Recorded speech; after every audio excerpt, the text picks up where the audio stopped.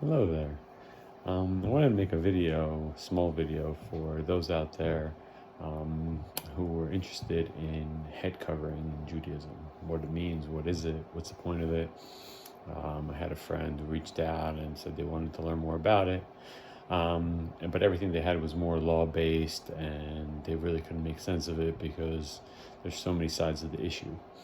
When it comes to hair covering or head covering, the idea is to really make the distinction because it doesn't say hair covering, it says head covering. And also make a distinction between law-based material and spiritual-based material. I'm not going to focus on the law because the law is pretty clear that both men and women have to cover their head. You're really not supposed to walk 4 steps without your head covered. So I'm more focused on the spiritual end of things. We know that God created the world in a very spiritual manner. People who understand Kabbalah, they understand how the world was created, exactly a step-by-step detailed process. For those who don't study Kabbalah, they don't really know. They think it was just, also a step-by-step process, but not detailed, shrouded in mystery. But it wasn't. I'll give a small summation. Basically, there was 10 channels of energy that came down to the world. Through these 10 channels, God created everything we see in existence, and He continues to sustain them. So if they were to, if God were to cease existing them, so to speak, they would disappear from existence and would no longer be around. It's important to know this because then you understand what a human being is and what the whole purpose of reality is. Basically, a human being is a composition of those 10 channels of energy. And you're going to need to know that to understand why to cover the head. So in the Gemara, it says that if a person wants to have awe of heaven, fear of God, they should cover their head. And that seems to be just in and of itself, like, you might ask why, what's the point of it? So along these 10 channels that were created, right next to them was also created 10 channels of evil. So basically the world is comprised of good and evil, and a person's inclination should be towards the good. When they do that good, they will receive a reward for doing that good, but they'll also put into creation something that will reveal more and more of God's presence, His reality of oneness. And that's the whole purpose of keeping the commandments, to receive a reward in the afterlife for doing the work in this lifetime. So why is it if a person covers their head, they'll have this thing called yira, which is fear or awe of heaven, and why can't even a person walk 4 steps with their head uncovered? Basically, the Arizal explains that the head of, let's say, I'll talk about a male and then move on to the female. The head of a male is divided into 10 of these sections, just like the 10 channels of energy. The last being Malchut, the last Sphira, the last channel of energy, is called Malchut. That Malchut is what is referred to as a man's Peah. Peah is the corners of their head. Okay, so he says that a person's hair is what's called dinim. Dinim is judgments.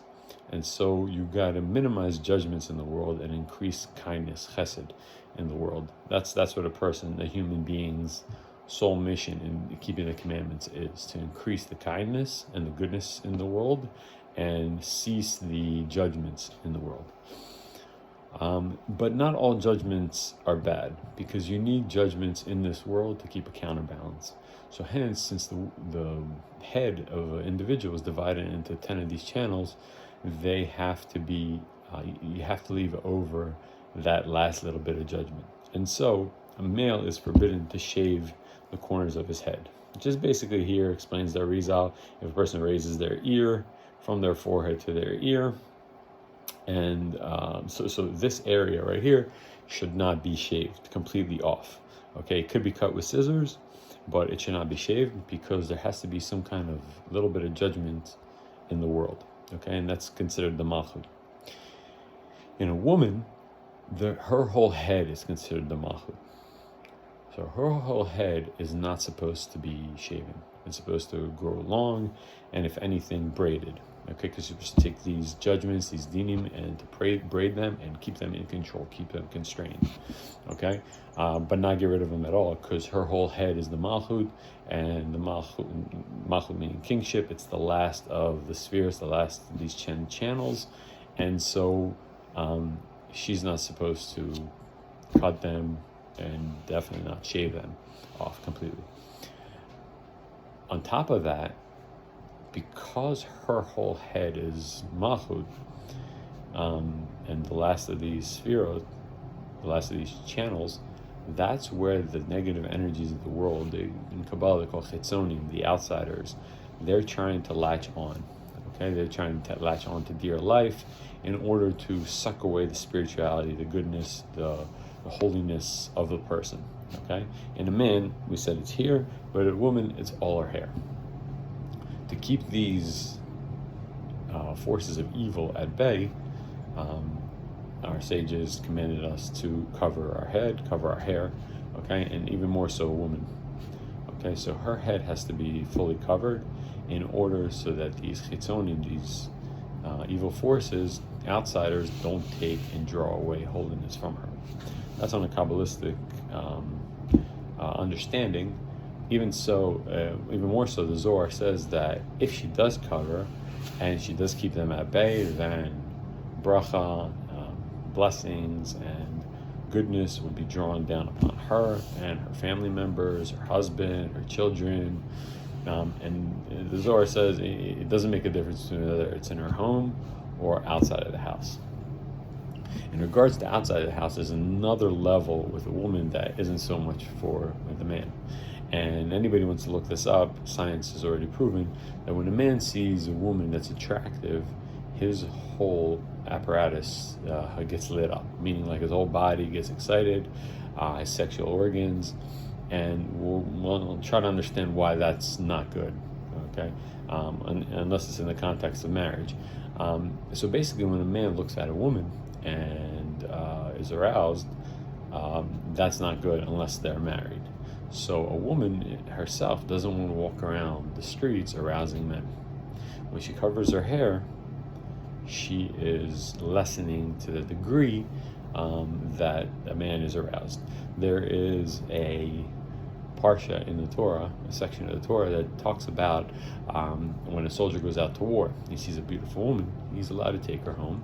But first, when he takes her home, he has to do a couple things with her. She has to shave her head as one of the things, and then for a month live that way. And if he still likes her after a month, he may marry her and may be with her. So the sages ask, why does she have to shave her head?